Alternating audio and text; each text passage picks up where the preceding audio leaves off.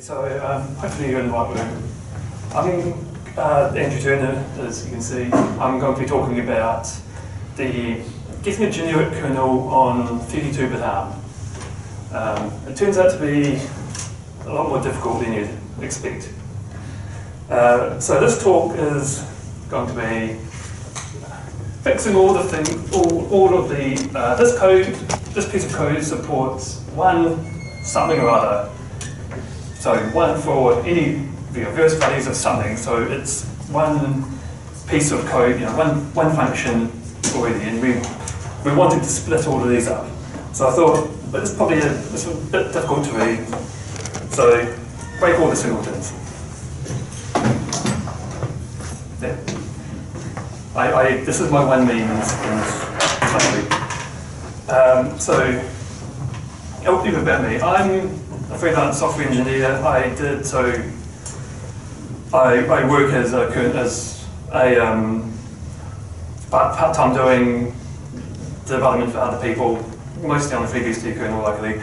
And I work part-time as a research associate in the University of Cambridge in the computer laboratory, working for Robert Watson on the Cherry project.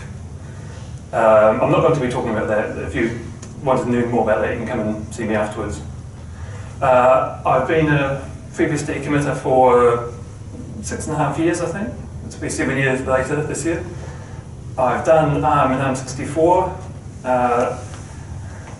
I've been known to break everyone's 32-bit code by doing ARM EABI, which is a new ABI, and I started the ARM64 port for FreeBSD basically as soon as there was some sort of simulator. I'm not going to be talking about either of those major projects, so I'll be talking about my side project. So a wee bit of a history.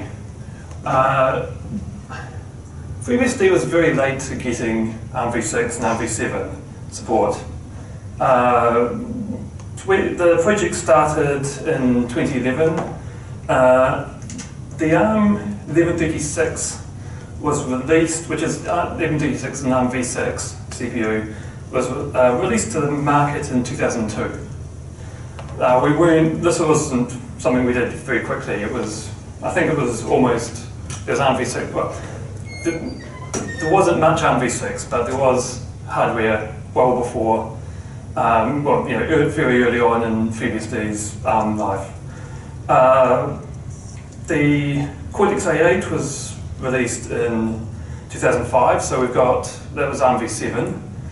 And the Beagle board was 2008, so that's an easy to get armv7 board. And still, it took us 3 years to finally get around to doing it. The initial work was these three groups of CPUs. So there was the Marvell Armada XP, which was, I think it might have been sponsored by Marvell. That was mostly done by SemiHalf. There were some TI parts that we still support, 2 of them, and there was an NVIDIA Tegra, which we no longer support. So the IMAP3 and Tegra 2 have been, I think I might have removed both of them.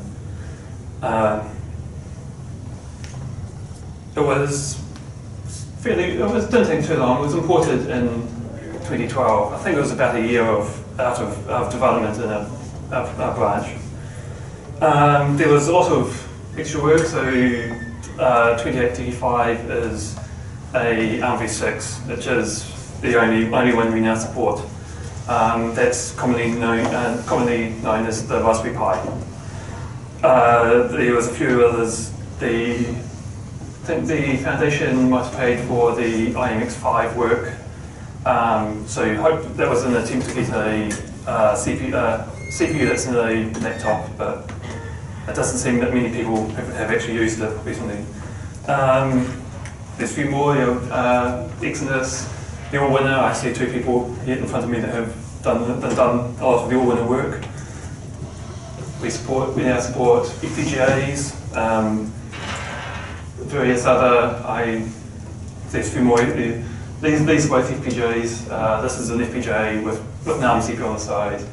We support QEMU, we support Gem5, which is another cycle-accurate simulator, or simulates more of the pipeline. So this just shows you, we do support, we've got quite a few CPUs we support. Unfortunately, I'll show you, there's not, we support each of them with a separate kernel config, or we used to. This makes things like, if you want to run make Tinbox or make Universe, which is builds all the kernel configs in modules, it can take a long time. So it would be really nice if we could reduce the number we have to build so that people would actually run this. So what is actually needed for a generic kernel? We need a few things. We need to do some earlier hardware configuration, so various bits right as the kernel starts to just set up the rest of the kernel's boot. We need some sort of device enumeration. So we need to find devices and have the drivers talk to them. And there's a few singleton functions. So delay, for example, we only want a single implementation of delay. So early hardware, we've got the problem where the kernel had hard-coded into it a physical address that we were loading from. So you can imagine, if I've got two boards, they may not share any physical memory location that you could load a kernel to, which makes it's a very difficult, if you're requiring a hard-coded physical address, it makes it very difficult to write the kernel on these two boards.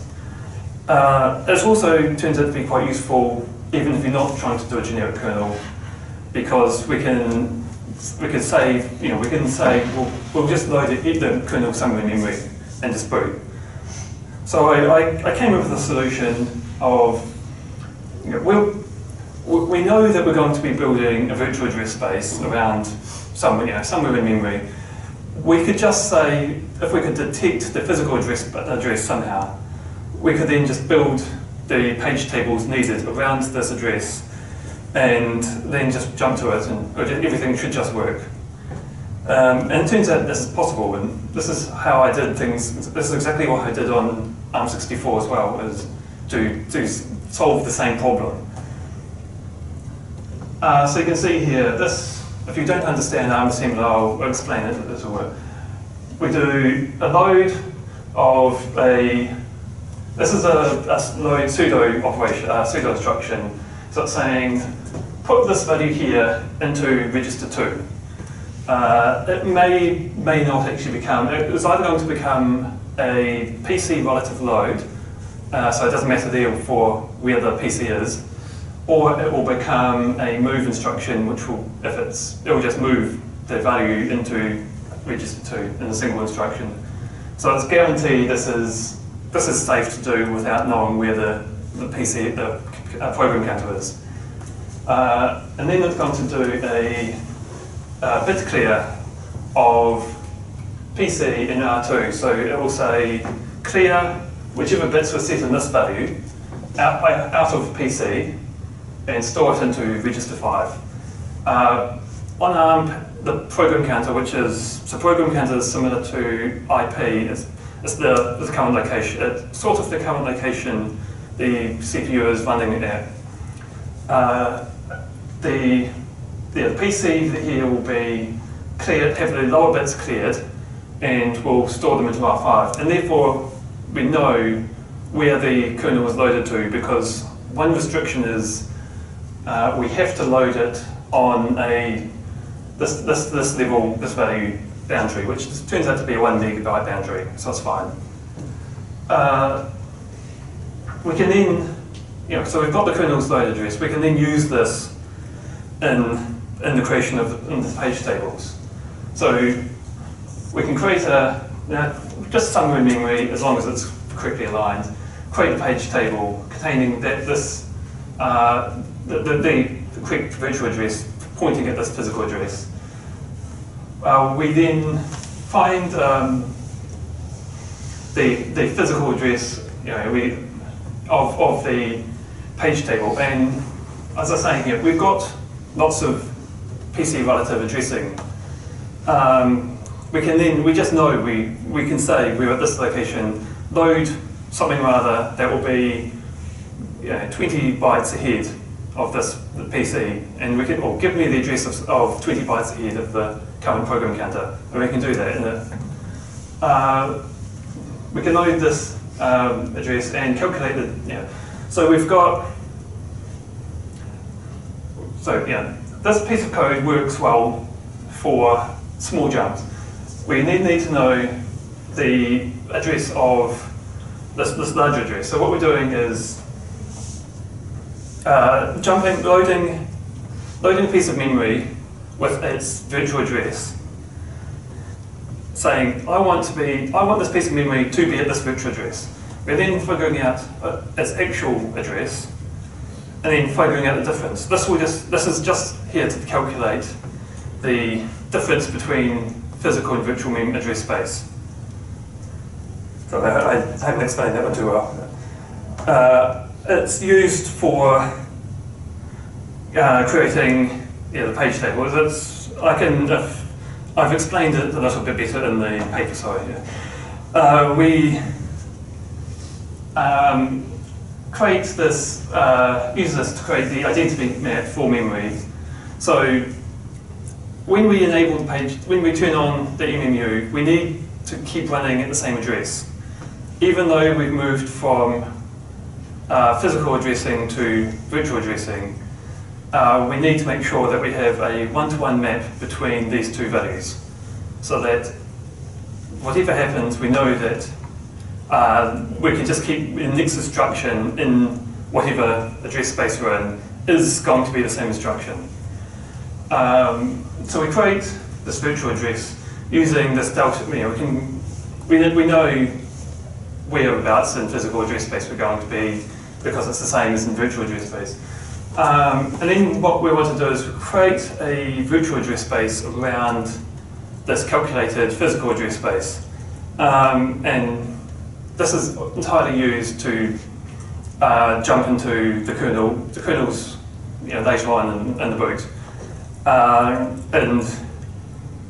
This will be used when you decide you want to move from physical addresses into an actual kernel's virtual address. So whatever the kernel was built for, it will start from there. This is so as you want to call functions that maybe you don't know ahead of time that you can do a relative jump to. Once we get to stage 4 here, we can then say, well, we're in the kernel proper. This is all in assembler code, this early code. It's just there to get us into an environment where we can start running C. And then we can do a few other things. So we can set up the stack. We can then call the init function. But then you find, you're in C, you find you've got a second problem of the early boot code was just copy and pasted. Literally, if we have, say, 5 SoCs we support, we have 5 copies of almost identical code. So this is the first singleton we hit. We've got, we can only have a single instance of this function. So we need to fix it somehow where we say, we've got 5 copies of this function that are almost identical. Could we maybe pull this function out and create a separate a new function, which got the common code in it and maybe some calls somewhere along the way through to call back into the SoC specific code. And yes, so extract the common code and create these new functions. But we run into a second problem.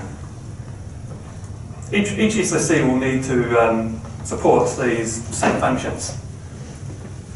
So we've just moved from having a single function that is common, so it's better, but it may not have doesn't contain all of the code that each SoC needs to meet. We still need to be able to call specific function code.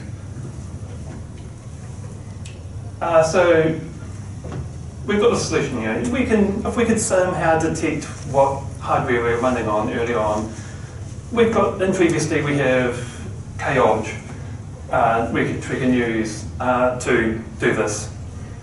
And it turns out, we've copied from PowerPC. They've already figured this problem out. So what's this platform? This platform is used early on in the boot to handle these different functions. So kopt is what we use in FreeBSD for our bus architecture. So if you've ever written a device driver, you've used kopt. I started this project in a branch called specific leg because it was for generic, and leg because leg and arm. It was a project. This piece of code. Once we had early booting working, this code then really showed that. I had a few modifications still I had to make between two pieces of hardware, but I could build a generic kernel for FreeBSD. And I'll show you. I have some slides to show you how this all works. kopt, we provide these collection of methods. So you can see in green we've got, these are the functions that we can call. So we can have for example, we've got platform mp start AP, this is the code that is called to start if you're in SMP, to start your second CPU, for example. And so we have a function that we want to implement, and we have an implementation. And you could imagine then each SoC can provide its own version of this table, which then if we can detect somehow which SoC we're running on, we can then use the correct version of these. And that's what this code at the bottom is. It's saying you've got a definition that will work with FDT, which I would explain FDT a little bit later as well. So we've got these functions. We have the three I explained on the previous slide, where these are the minimal set you need to implement. So we've got this one, things like they do implement, telling the kernel where in physical RAM memory the things like the UART will be, because you want the UART early on, so we need to be able to handle this and map it in. We can do things like we need to tell the CPU tell the kernel how many CPUs to expect. So if there's only one CPU, don't try to start anymore. And then we need a way of actually starting them if there are more than one. So these I consider the core three that you really have to implement. There's a few more if you're needing to do slightly more complex things. We've got functions that we called at various points in the early boot. And this one here, which is called right at the end of the CPU's the kernel, when you want to reboot. These, if you need to actually, if you're doing a port of FreeBSD to a new SoC, then you may need to take into account some of these. And we've got this other magic one, platform probe, which there is only one implementation of, and it's used by this magic platform definition. What this is saying is I have some virt CPU, and it will be, this is my selector. So if in your device tree you say you have this, which happens to be the QEMU compact string, then this platform is for this hardware. but coming through, reading the code, I realised, you know, there's a variable. There's a name of the variable. There's a human readable name. We don't actually do anything with this.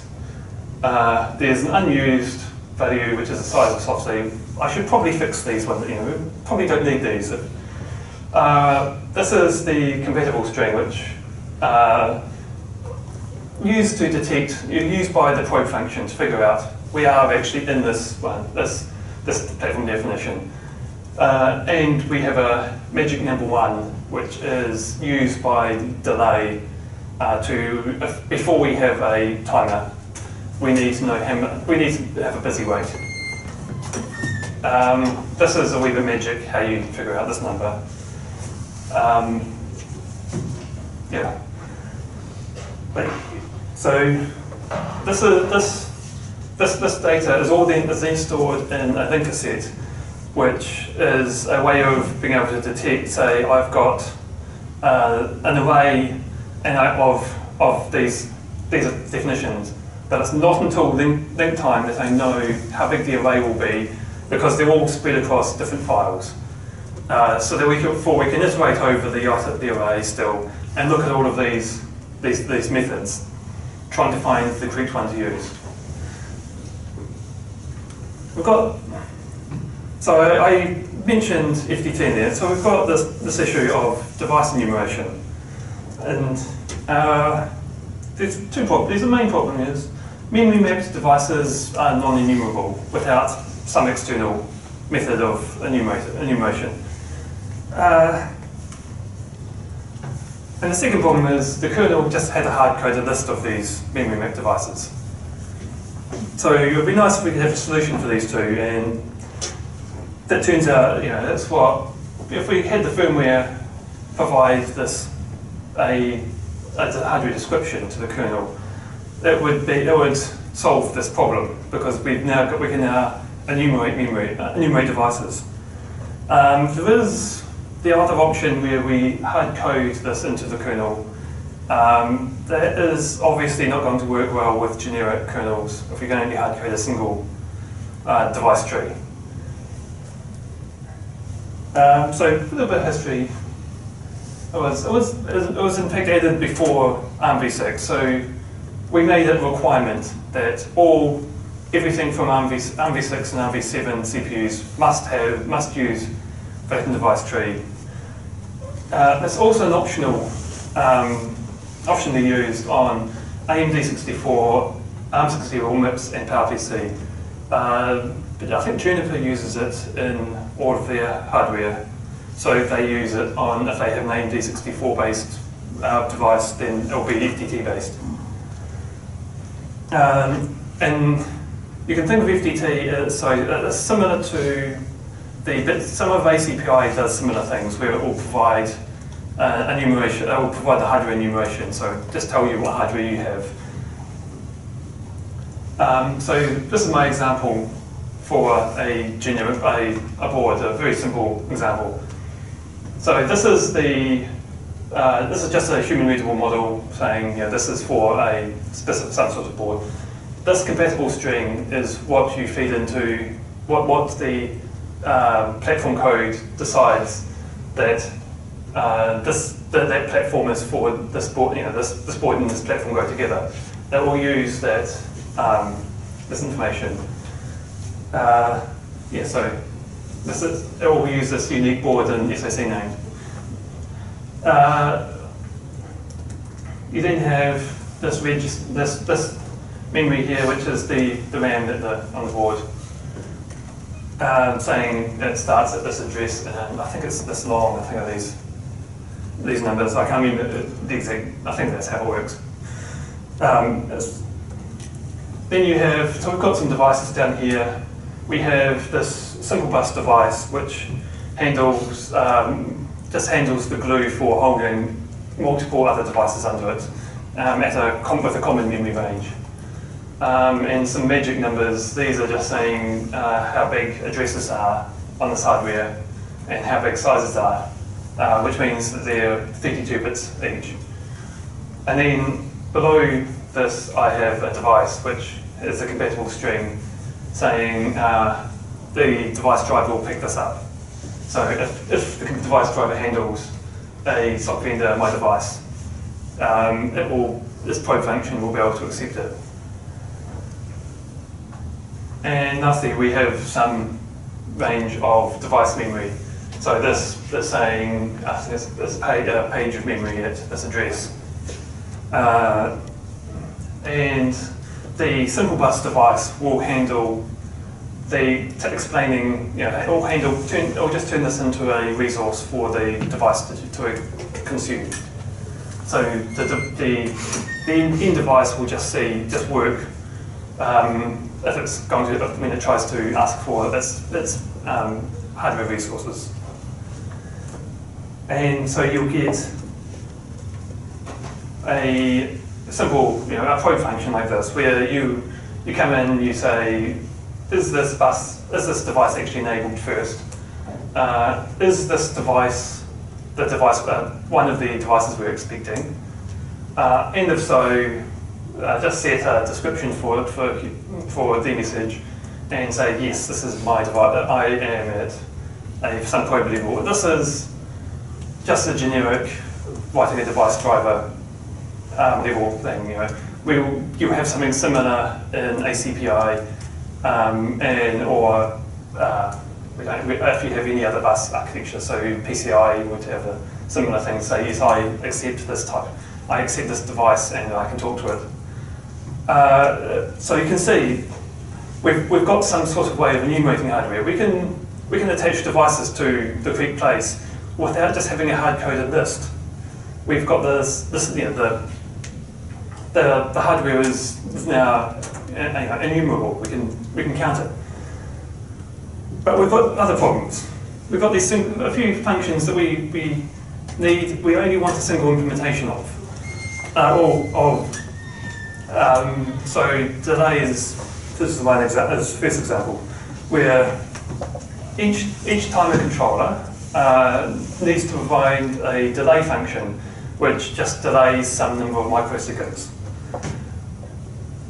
So we could, it's a simple thing, we just make a callback.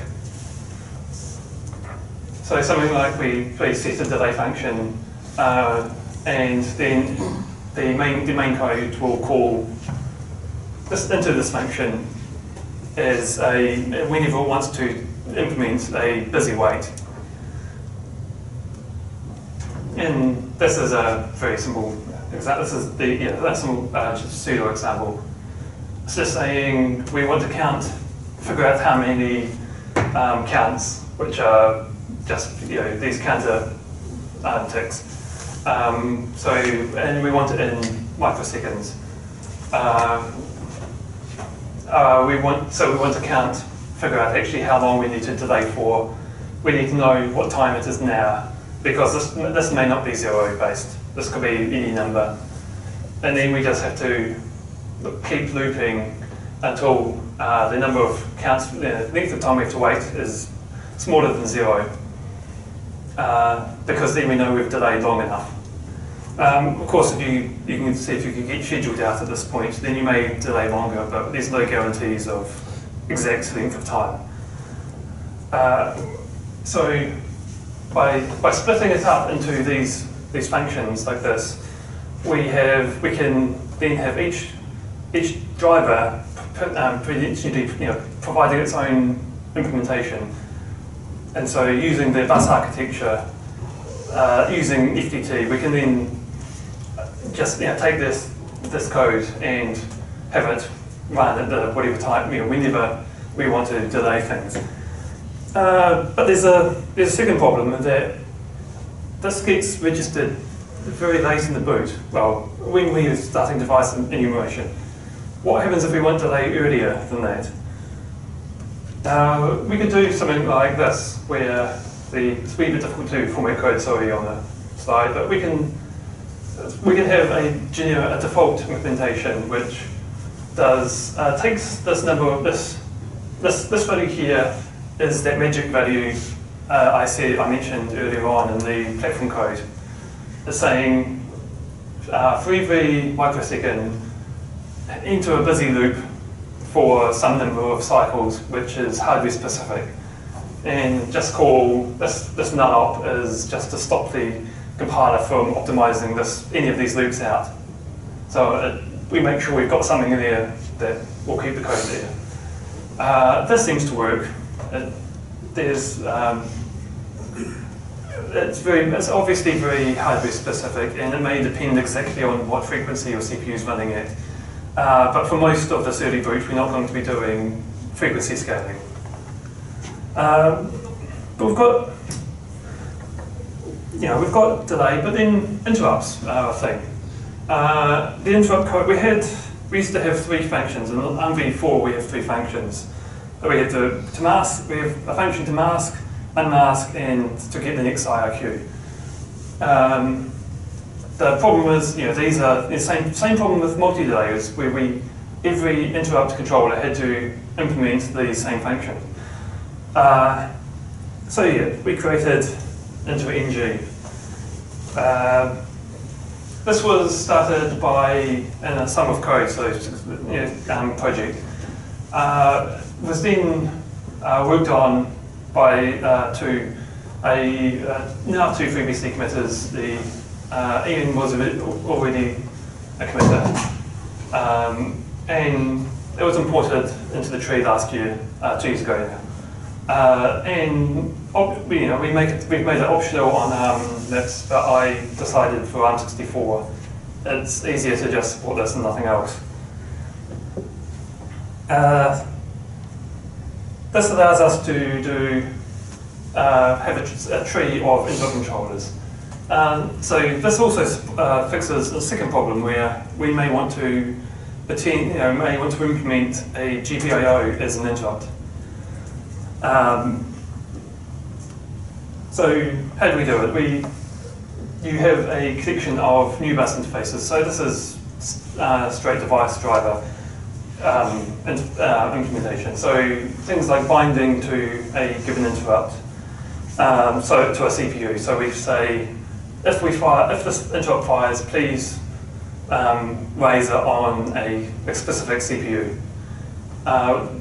We can then map between FTT data and interrupts.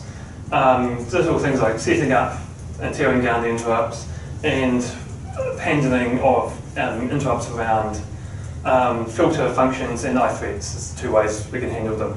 So these are the handling of interrupts, and these are setting up of interrupts. So example of how to do this. We have right at the top a ARM interrupt exception handler. This is ARM only has 1 interrupt in the CPU, where it then takes an interrupt comes into this handler function. We then have 2 interrupt controllers, and because these may or may not be, these are built into the kernel, they may not actually be used at all. And we have some sort of GPIO driver. The user will insert to SD card into the SD slot. So this is going to this will toggle a switch, which will toggle a GPIO. So interrupt comes in, and it decides it's going to this one because this was the root interrupt controller that is configured. It realizes this is a interrupt I know about. It's a GPIO interrupt. So it can go down, we can send the signal to a GPIO driver. And then it realizes this is GPIO 5, and we'll send it to an MMC driver. So you can see, the MMC driver, all it cares about is it has received an interrupt. It doesn't care how it did it. And it's using the standard interface.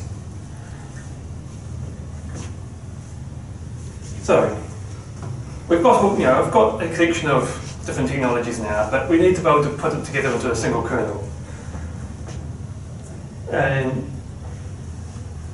sorry, last year in EuroBSDCon, I then decided, I think we had about everything we need. I decided to write up a test configuration file. I managed to boot it on QEMU because I based it on a QEMU and all-winner config. I then gave it to a menu and you tried it on some, I can't remember what, all-winner hardware. But it needed to be SMP aware though at this time because for this, at this point we only supported SMP kernels on SMP hardware. You gave a presentation in EuroBSDCon mentioning that there was there's no generic kernel on armv6, but I think you said there was work in progress. I committed generic during the presentation, and then in the question section I said, well, you're slightly wrong now. There was in fact a generic kernel.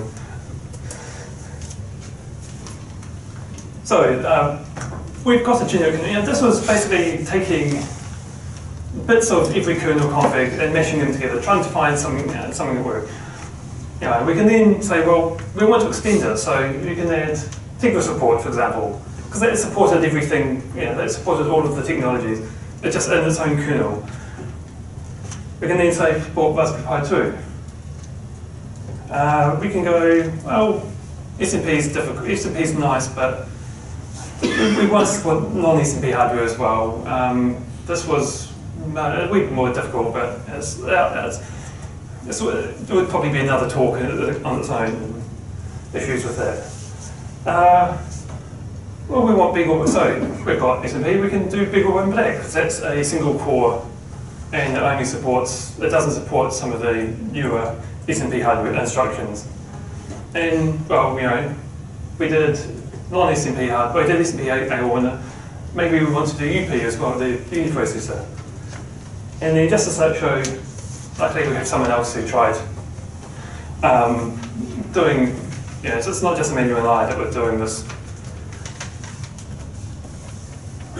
There's a few other issues. So we do releases on ARM. So we've got Banana Pi, which is winner something, I'm not sure. We've got QB Board 2, which is also a winner. Raspberry Pi 2. So if you're running any of these of the official release, if the releases, you're running a generic kernel now. We've got a few more. Big or Bone Black would be nice if we should update these. And QB Board. Unfortunately, I think that's all of these are the only 5 that we could support.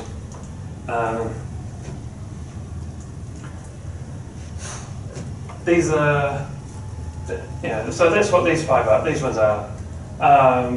All the all-winner TD2-bit, all the armv7 all-winner that we support, we now support with generic. The TI, so these are the Beagle Bone Black and Panda Board, and Raspberry Pi and Tegra. We're very close on Freescale. I have patches for this.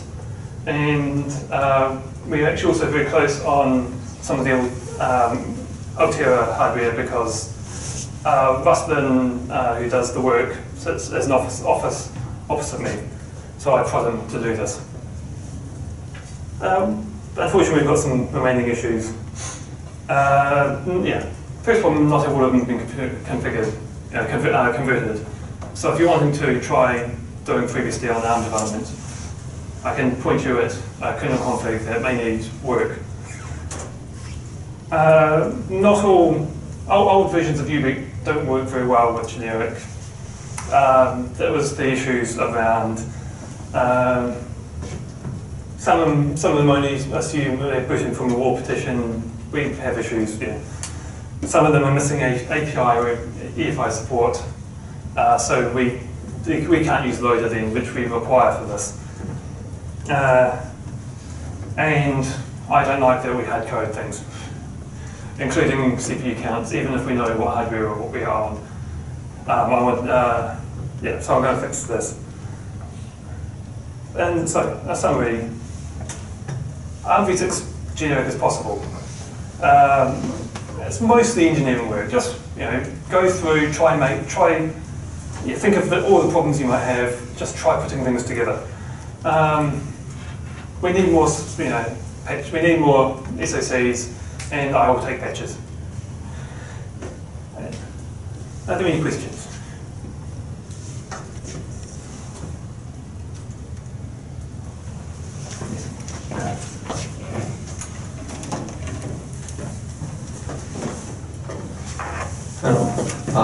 You saying you will or you will not supporting this. You saying or you would not supporting this.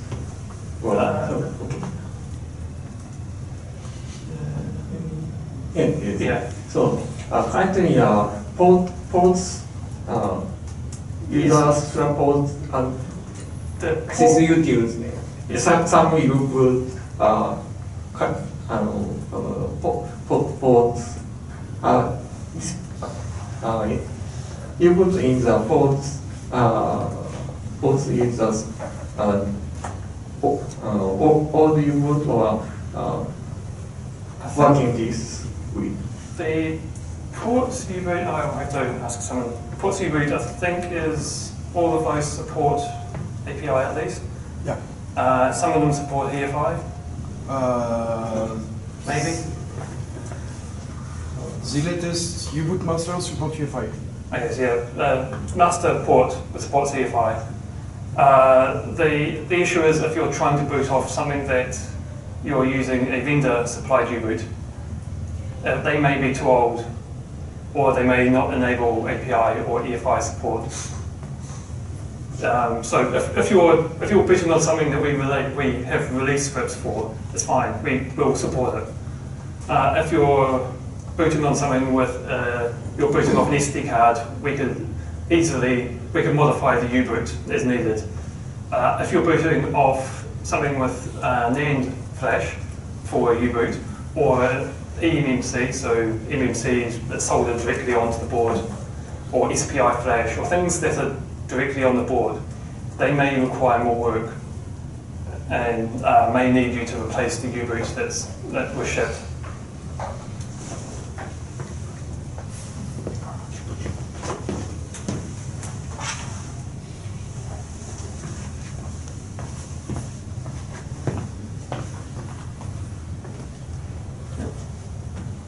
Okay, thank you.